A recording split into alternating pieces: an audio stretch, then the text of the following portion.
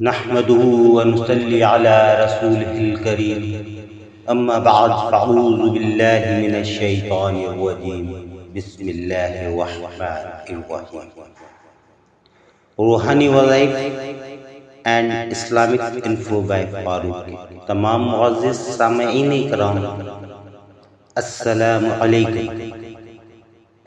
حضرت حسین بن منصور حلاج رحمۃ اللہ علیہ کے واقعے کے بارے میں ہم اپنی ویڈیو کے تسلسل کو قائم رکھتے ہوئے مزید آگے چلتے ہیں.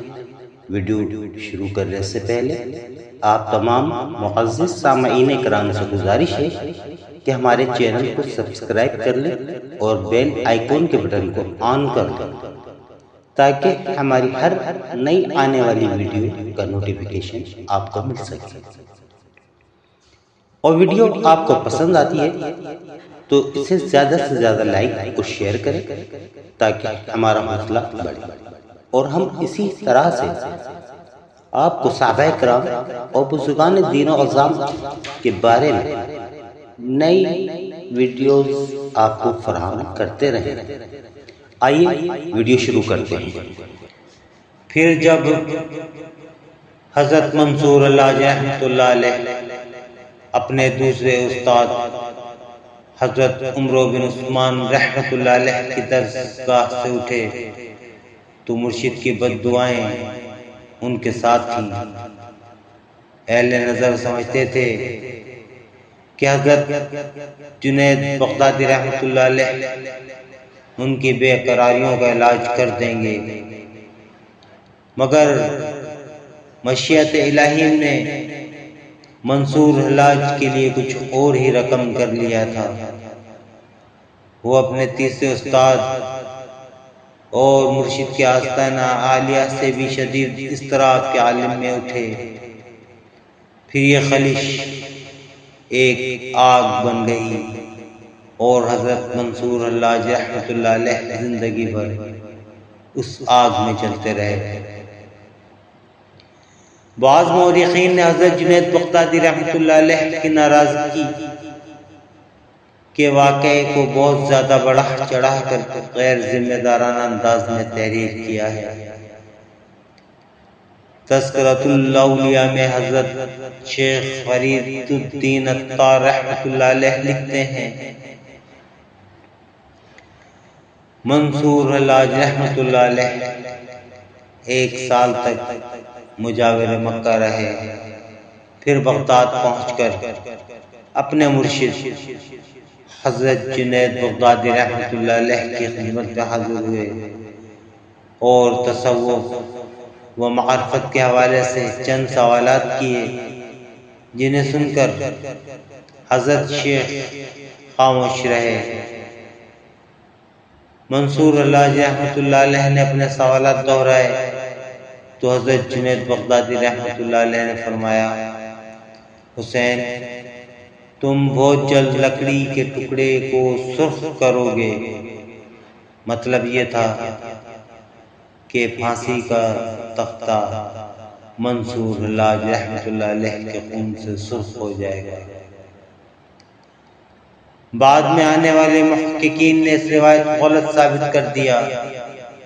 حضرت جنید بغدادی رحمۃ اللہ علیہ اپنے شاگرد سے ناراض ضرور تھے، مگر آپ نے منصور حلاج رحمۃ اللہ علیہ کو نہ بد دعا دی تھی اور نہ ان کے مصلوب ہونے کی پیش گوئی کی تھی.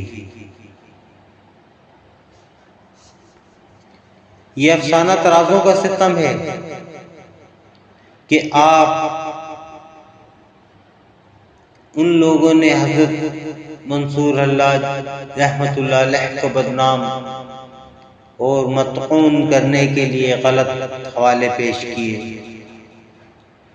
بعض روایتوں سے پتہ چلتا ہے کہ مشہور بزرگ حضرت شیخ ابو الحسن نوری رحمۃ اللہ علیہ بھی حضرت منصور حلاج رحمۃ اللہ علیہ کے استاد تھے. اس سلسلے میں ہماری نظروں سے کوئی تفصیل نہیں گزری، مگر یہ امر طے شدہ ہے کہ حسین بن منصور رحمۃ اللہ علیہ حضرت شیخ نوری رحمۃ اللہ علیہ کی صحبتوں سے بھی فیضیاب ہوئے تھے۔ حضرت منصور حلاج رحمۃ اللہ علیہ کے صاحبزادے احمد کی روایت ہے کہ میرے والد حضرت جنید بغدادی رحمۃ اللہ علیہ کی درسگاہ سے نکل کر تستر چلے آئے۔ اس سفر میں میری والدہ بھی ان کے ہمراہ تھی۔ تستر پہنچ کر حضرت منصور حلاج رحمۃ اللہ علیہ کو بہت زیادہ شہرت حاصل ہوئی۔ اس شہرت کی وجہ سے آپ کی وہ مسلسل کرامات تھیں جن کے اظہار نے عوام سے لے کر خواص تک کو حیرت زدہ کر دیا تھا۔ ایک دن حضرت منصور حلاج اپنے خدمتگاروں اور عقیدت مندوں کے ساتھ مجلس میں بیٹھے تھے۔ اچانک کسی طرف سے ایک شخص نمودار ہوا اور حضرت منصور حلاج رحمۃ اللہ علیہ کو مخاطب کر کے کہنے لگا، حسین، تم یہ احمقوں اور جاہلوں کا مجمع لگائے کیا بیٹھے ہو؟ آؤ تم بھی بیٹھ جاؤ۔ حضرت حسین بن منصور نے فرمایا، تمہارے لیے بھی جگہ خالی ہے، تم ان ہی بے خبر لوگوں کو متاثر کر سکتے ہو۔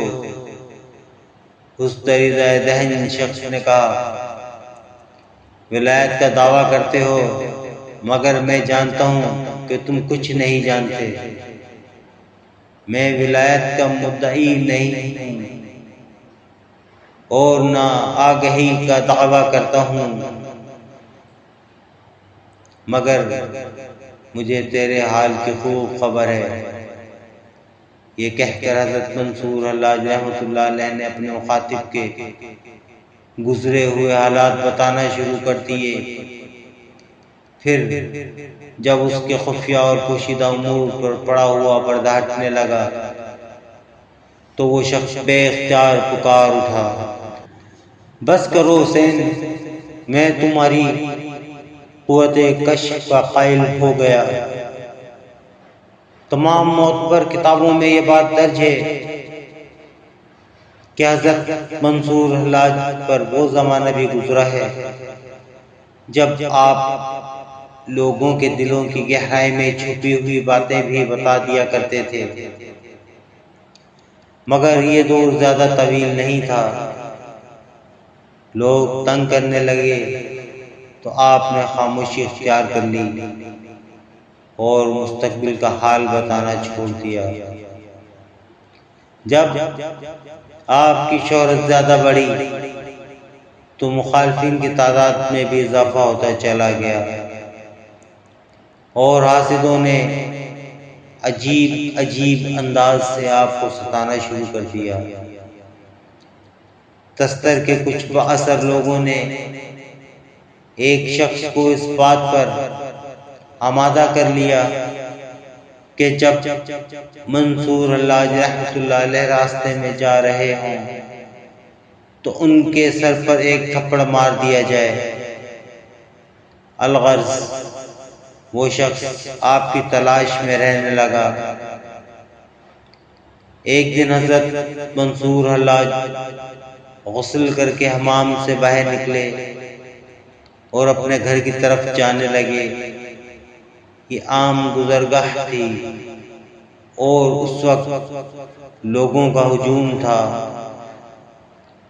وہ شخص خاموشی سے آپ کے پیچھے پیچھے ہو لیا۔ پھر جب حضرت منصور حلاج اس مقام پر پہنچے جہاں انسانی بھیڑ زیادہ تھی، اس نے آپ کی گدی پر ایک زوردار تھپڑ مارا۔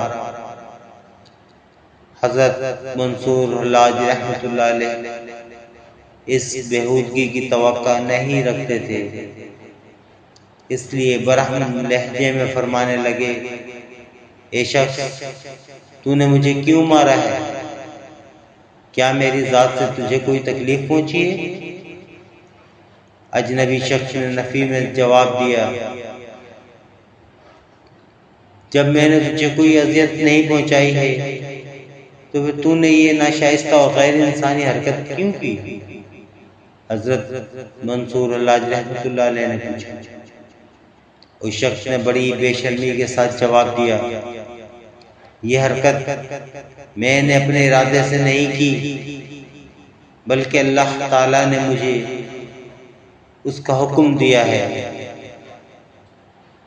یہ ظالمانہ جواب سن کر حضرت منصور رحمۃ اللہ علیہ نے پرجلال لہجے میں فرمایا، اگر حق تعالیٰ نے تجھے اس کام کا حکم دیا ہے تو دوبارہ مجھے مار اور حکم کی تعمیل کر۔ وہ شخص اسے ایک دلچسپ کھیل سمجھ رہا تھا۔ اس نے حضرت منصور اللہ کو مارنے کے لیے پوری طاقت سے اپنا ہاتھ فضا میں بلند کیا، مگر وہ اپنے ارادے کو تکمیل تک نہ پہنچا سکا۔ چند لمحوں میں خون کی گردش رک گئی اور اجنبی کا ہاتھ مفلوج ہو گیا۔ حضرت منصور اللہ رحمۃ اللہ علیہ اپنے گھر کی طرف تشریف لے گئے اور وہ شخص تکلیف کی شدت سے چیختا رہا۔ پھر اہل دستر نے دیکھا کہ چند دنوں میں اس کا ہاتھ سوکھ کر کانٹا ہو گیا۔ حضرت منصور اللہ رحمۃ اللہ علیہ کی ایک کرامت گزشتہ صفحات میں بیان کی جا چکی ہے کہ جب ضرورت مند لوگ ان سے نقد رقم کا سوال کرتے تھے تو آسمان کی طرف ہاتھ بڑھا کر درہم لے آتے تھے۔ بعض وقت ایسا بھی ہوتا تھا کہ بہت سے حاجت مند جمع ہو جاتے تھے اور حضرت منصور اللہ رحمۃ اللہ علیہ سے سوال کرتے تھے۔ ایسے موقع پر آپ کا عجیب عمل ہوتا تھا، دونوں ہاتھ اوپر کی جانب اٹھا دیتے تھے اور انہیں زور زور سے حرکت دیتے تھے۔ پھر دیکھتے ہی دیکھتے دینار درہم کی بارش شروع ہو جاتی تھی۔ حاضرین کو یہی محسوس ہوتا تھا جیسے خلا میں کوئی درخت موجود ہے جسے حضرت منصور اللہ رحمۃ اللہ علیہ ہلا رہے ہیں اور پھلوں کی طرح سکے ٹوٹ ٹوٹ کر زمین پر گر رہے ہیں۔ پھر جب سکوں کا ڈھیر لگ جاتا تو حضرت منصور اللہ رحمۃ اللہ علیہ اپنے ہاتھ روک دیتے اور ضرورت مندوں سے مخاطب ہو کر فرماتے، ان سکوں کو آپس میں برابر سے تقسیم کر لو، مگر خبردار ایک دوسرے کے ساتھ زیادتی نہ کرنا۔ حضرت منصور اللہ رحمۃ اللہ علیہ کی اسی قسم کی کرامات کو علماء اور مخالفین کی جماعت نے شعبدہ بازی اور ساحری سے تعبیر کیا تھا۔ یہ اسی زمانے کا واقعہ ہے کہ جب حضرت حسین بن منصور رحمۃ اللہ علیہ دستر میں سکون پذیر تھے۔ ایک دن درویشوں کی ایک جماعت آپ کی خدمت میں حاضر ہوئی اور مالی امداد کی درخواست کرنے لگی۔ یہ پہلے ہی بیان کیا جا چکا ہے کہ حضرت منصور اللہ رحمۃ اللہ علیہ ایک معمولی اور شکستہ لباس زیب تن فرماتے تھے، خوراک اور دوسرے اسباب ضرورت سے بھی بے نیاز رہا کرتے تھے۔ اگر کوئی اجنبی شخص انہیں اس حالت میں دیکھ لیتا تو یہی سمجھتا کہ حضرت منصور اللہ رحمۃ اللہ علیہ ایک نہایت مفلس انسان ہے۔ مگر درویشوں کی جماعت آپ کی روحانی شخصیت سے واقف تھی، اس لیے مالی امداد کا سوال کیا گیا تھا۔ تاہم حضرت منصور اللہ رحمۃ اللہ علیہ نے ان لوگوں کو ٹالنے کے لیے عرض کیا، دوستو تم تو میرا ظاہری حال دیکھ رہے ہو کہ میں کتنا شکستہ اور مجبور ہوں۔ ہم آپ کے ظاہر کی نہیں باطن کی بات کر رہے ہیں، ایک درویش نے کہا۔ آپ اپنی اسی باطنی طاقت کو استعمال کر کے ہماری مشکل دور فرمائیے۔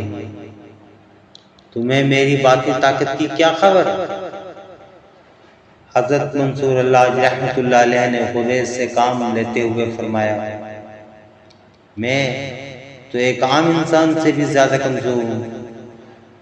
اگر مشکل کشائی کی طاقت رکھتا ہوتا تو خود یہ آزار کیوں جھیلتا؟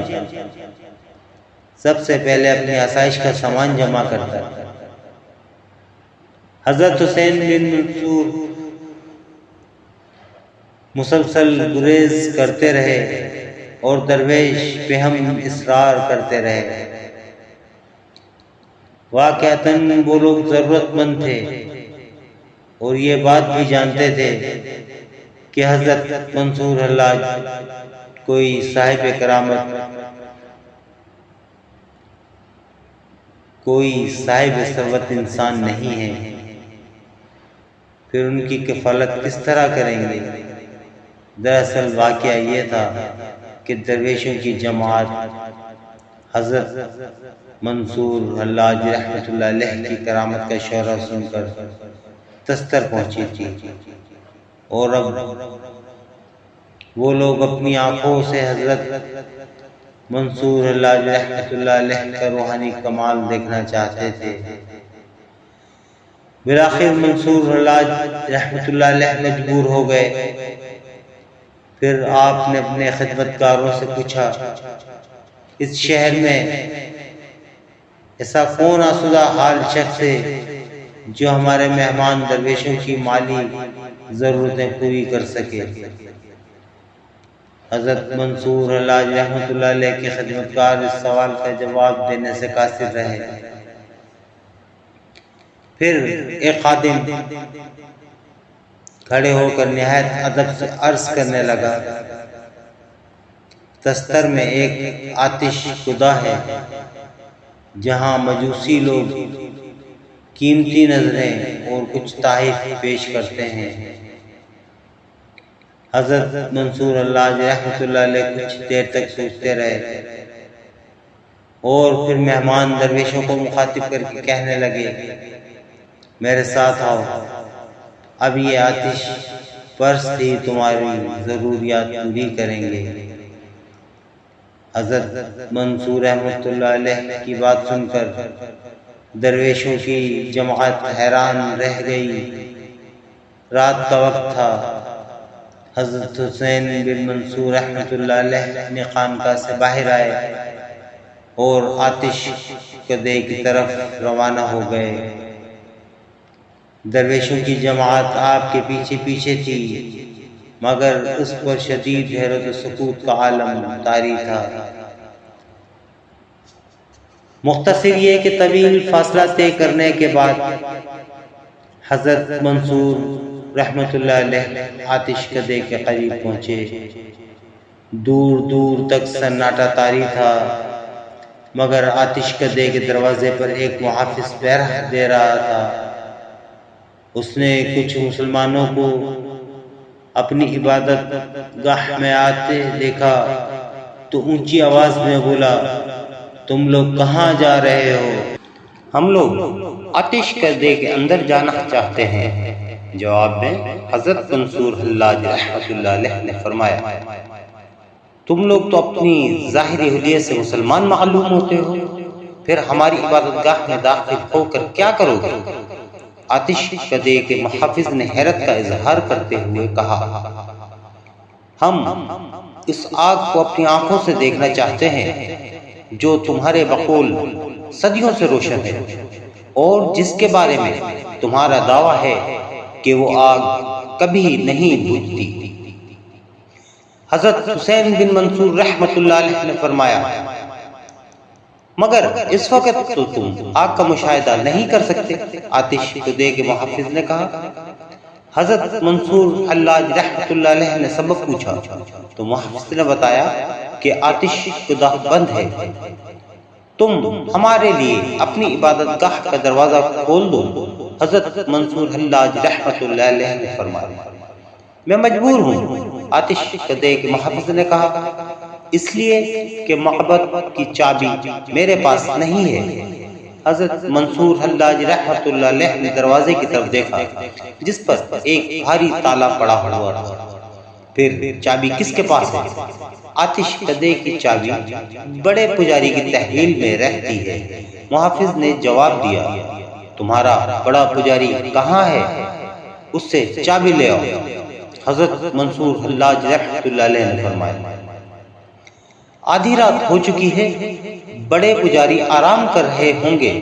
آتش کدے کے محافظ نے کہا، ان کو اس وقت جگایا نہیں جا سکتا اور پھر اس کی ضرورت بھی نہیں ہے۔ تم لوگ دن کے اجالے میں کسی وقت آنا، میں تمہیں آگ کا دیدار کرا دوں گا۔ ہم لوگ طویل فاصلہ طے کر کے یہاں تک پہنچے ہیں۔ محافظ کا جواب سن کر حضرت منصور حلاج رحمۃ اللہ علیہ نے فرمایا، جب ہم نے اس قدر مشقت اٹھائی ہے تو پھر یہ ممکن نہیں ہے کہ ہم لوگ آگ کا مشاہدہ کیے بغیر واپس چلے جائیں، تو پھر مجبوری ہے۔ آتش کدے کے محافظ نے معذرت خانہ لہجہ اختیار کرتے ہوئے کہا، مگر ہم بفضل خدا مجبور نہیں ہیں۔ حضرت منصور حلاج رحمۃ اللہ علیہ نے فرمایا، اس وقت آپ ایک لمبی قبا پہنے ہوئے تھے۔ دروازے کی طرف دیکھا اور قبا کی آستین کو جھٹکا دیتے ہی دیکھتے تالا کھل گیا۔ اس تالے کی ظاہری ساخت ایسی تھی کہ اگر 3-4 مزدور مل کر ضربے لگاتے تو وہ تالا بہت دیر میں ٹوٹ پاتا۔ یہ منظر دیکھ کر آتش کدے کے محافظ کی آنکھیں کھلی کی کھلی رہ گئیں۔ کبھی وہ تالے کی طرف دیکھتا اور کبھی حضرت منصور حلاج رحمۃ اللہ علیہ کی طرف کہ جن کی آستین کی ایک جنبش سے یہ ناقابل یقین واقعہ پیش آیا۔ تالا کھل گیا، اب تم دروازہ کھول دو۔ حضرت منصور حلاج رحمۃ اللہ علیہ نے محافظ کو مخاطب کرتے ہوئے فرمایا۔ محافظ پر خوف طاری تھا، وہ لرزتے قدموں سے آگے بڑھا اور اس نے اپنے معبد کا دروازہ کھول دیا۔ حضرت منصور حلاج رحمۃ اللہ علیہ درویش ساتھیوں کو لے کر آتش کدے میں داخل ہو گئے۔ آگ اپنی پوری آب و تاب کے ساتھ بھڑک رہی تھی۔ اس آگ کی حقیقت ہے، حضرت حسین بن منصور رحمۃ اللہ علیہ نے محافظ کو مخاطب کرتے ہوئے فرمایا، یہ اس آگ کا حصہ ہے جس میں حضرت ابراہیم علیہ السلام ڈالے گئے تھے۔ آتش کدے کے محافظ نے حضرت منصور حلاج رحمۃ اللہ علیہ کے سوال کا جواب دیتے ہوئے کہا، ہم لوگ اس آگ سے برکت حاصل کرتے ہیں اور مجوسی اس آگ کو لے کر مختلف ممالک میں جاتے ہیں اور نئے آتش کدے آباد کرتے ہیں۔ یہ آگ بجھتی بھی ہے یا اسی طرح روشن رہتی ہے؟ حضرت منصور حلاج رحمۃ اللہ علیہ نے محافظ سے دوسرا سوال کیا۔ یہ آگ ہمارا وقت روشن رہتی ہے، محافظ نے جواب دیا۔ ہمارے بزرگوں یعنی پیشواؤں کا کہنا ہے کہ یہ آگ اس وقت بجھے گی جب زمین پر قیامت کا نزول شروع ہوگا۔ حضرت منصور حلاج رحمۃ اللہ علیہ نے بھڑکتی ہوئی آگ پر ایک نظر کی اور محافظ سے مخاطب ہوئے، تمہاری روایتوں کے مطابق کیا کوئی ایسا شخص ہے جو اس آگ کو بجھانے کی قدرت رکھتا ہے؟ ہم نے اپنی کتابوں میں پڑھا ہے کہ حضرت عیسیٰ علیہ السلام کے سوا کوئی اس آگ کو بجھانے کی طاقت نہیں رکھتا۔ آتش کدے کے محافظ نے جواب دیا۔ حضرت حسین بن منصور حلاج رحمۃ اللہ علیہ کے حالات و واقعات کے بارے میں مزید جاننے کے لیے ویڈیو کا اگلا حصہ ملاحظہ فرمائیں۔ شکریہ۔